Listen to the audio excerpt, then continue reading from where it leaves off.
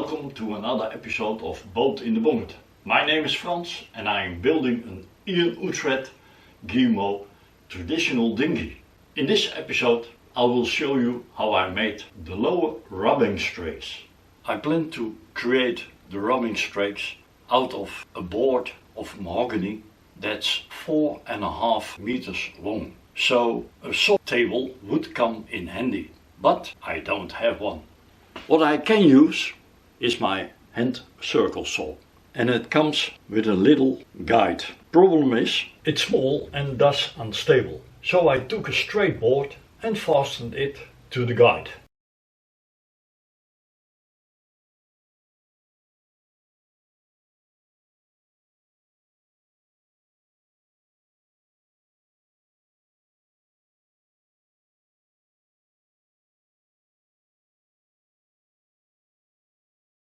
The guide was connected to the machine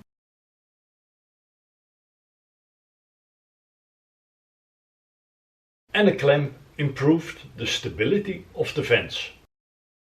Put into practice, sewing the battens worked out very well. 6 battens were made.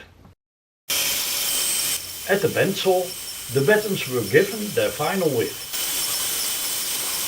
This footage is 10 times faster than in reality.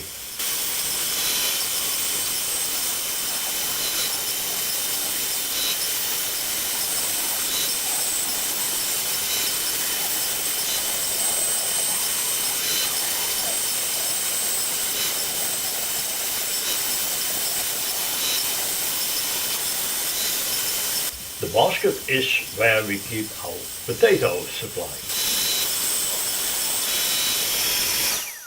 Next, the angle between the stem and the shear strake was measured and copied upon the batten.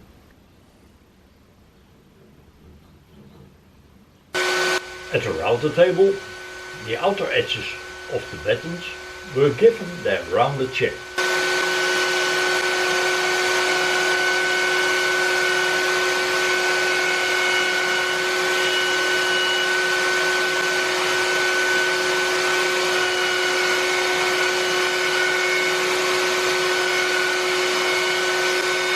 Before offering up, the stem side of the batten was sawn so it would have the right angle to lay against the stem, which it didn't, so a few slight adjustments had to be made.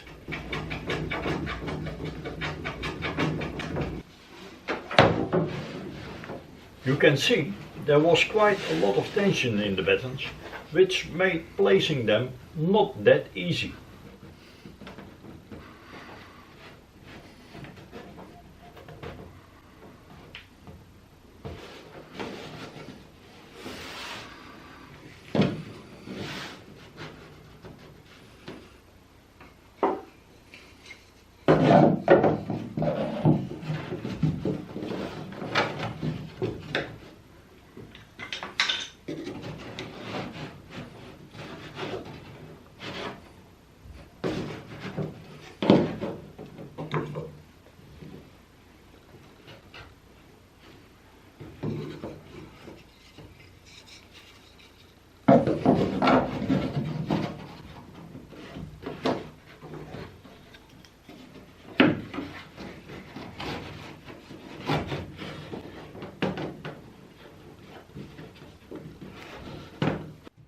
Making the front fit, the rest of the batten was clamped against the hull .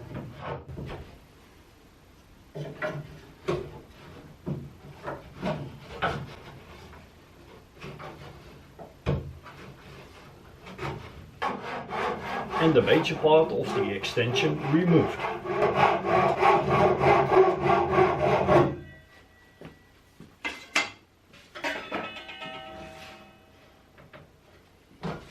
To fasten the stem side of the batten to the hull with a screw, first the plug hole was drilled, followed by a screw hole.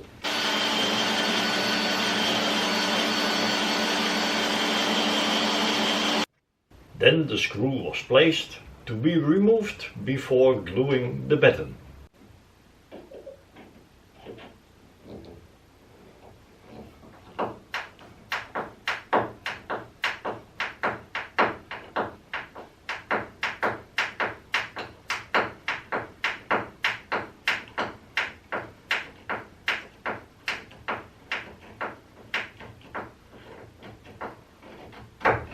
The same procedure was repeated at the transom side of the batten.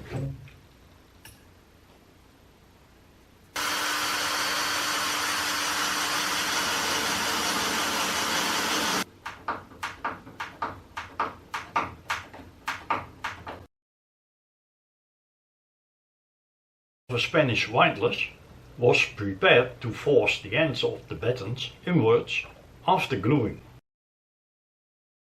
The width of the batten then was marked upon the shear strake, so I knew where to lay the tape on the hull.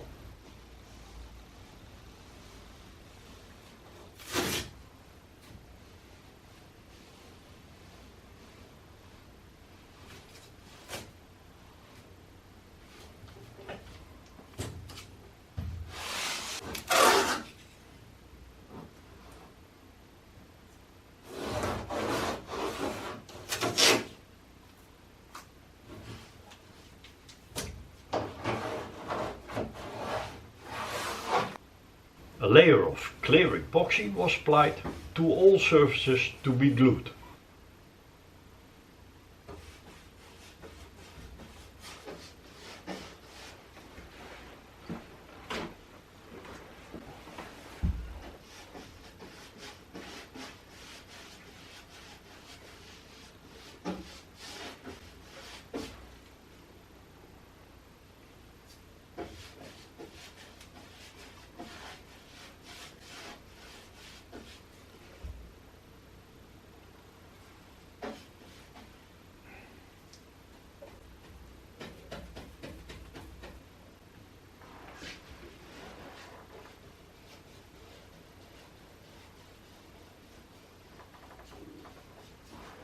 And yes, it took a while before I realized I was leaning against the wet epoxy.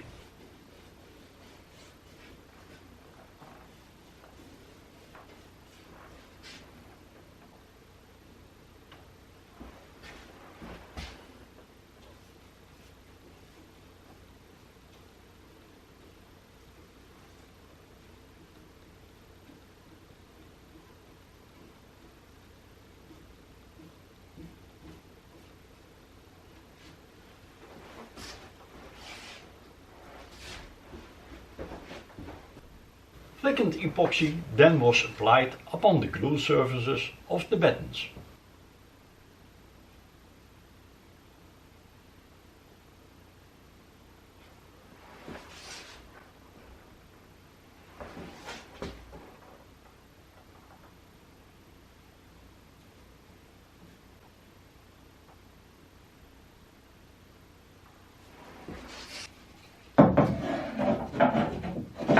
The battens were clamped in place, the screws screwed and the plugs plugged. Sorry, no footage of that.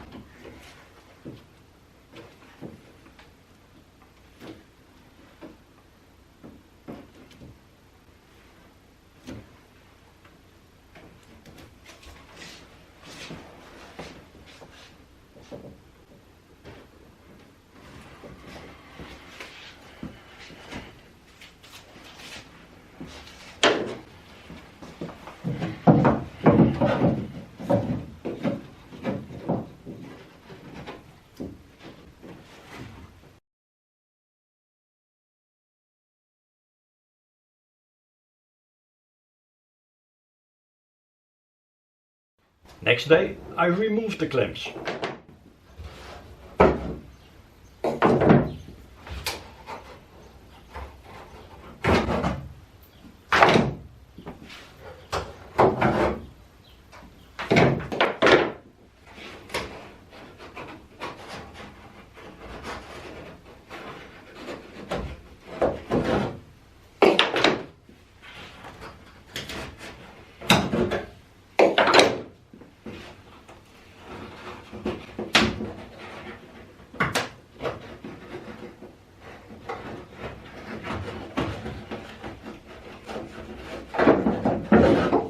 One of the batten ends had split. The Spanish windlass had done its job and could be released.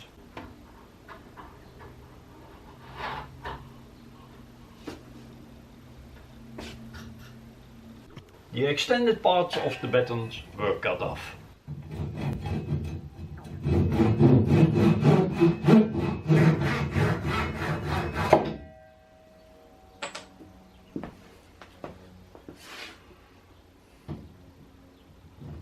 The plugs were short.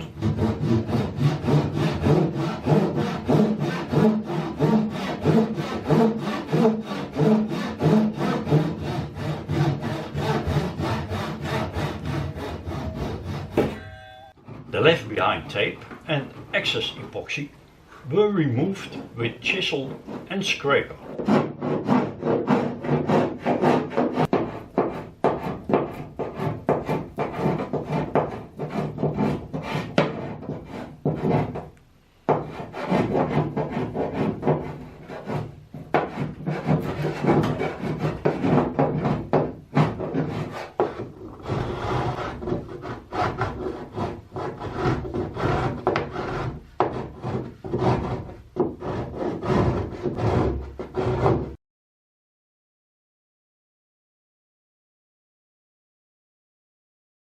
Finally, the rubbing strakes were sanded .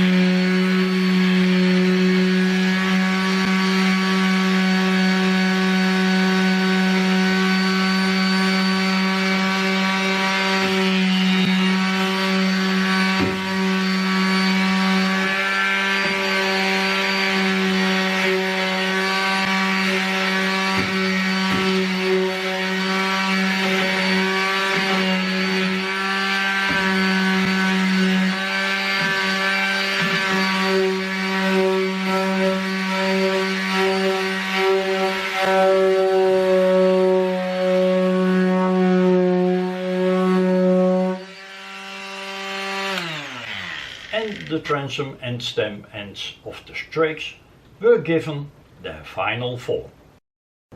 The lower rubbing strakes are now in place. Next in line are the upper rubbing strakes, but that's for another episode. Hope you like this one. Thank you for watching and see you next time.